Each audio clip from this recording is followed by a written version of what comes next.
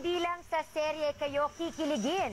Inamin ni Enrique Hill, handa siyang maghintay ng halos 1 taon para maging girlfriend at maligawan si Liza Soberano. At gigil ka na bang mapanood sila sa Forevermore? May advance pasilip kami sa eksena mamaya. Narito ang ating report.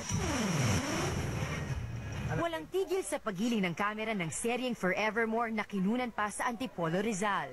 Wala pang tulog ang cast at staff, pero kailangang puspusan i-shoot ang i-ere ngayong gabi. Wala kang eye bags eh. Sabi po kasi nila dahil bata pa, hindi masyadong lumalabas. Pero pag tumanda na daw, lalabas daw.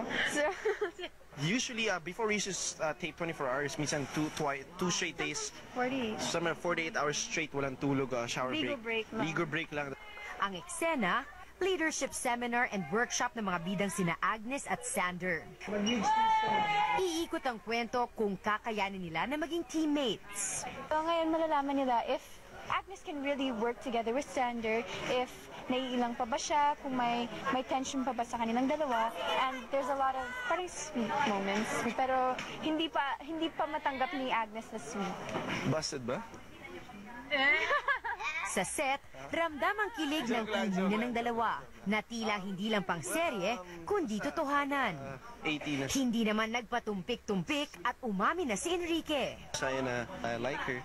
And yun. Pero may pag-asa ba si Enrique? Pag 18 na siya, I think that's maybe the right time. April, May, June, July, August, September, October, November, December, 8 months. 9.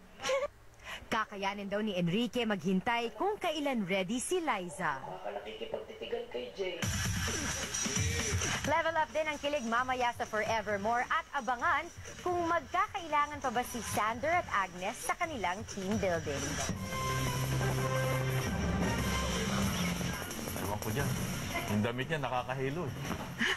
Ni Gretchen? Oo, ang dami. Para masikip yata.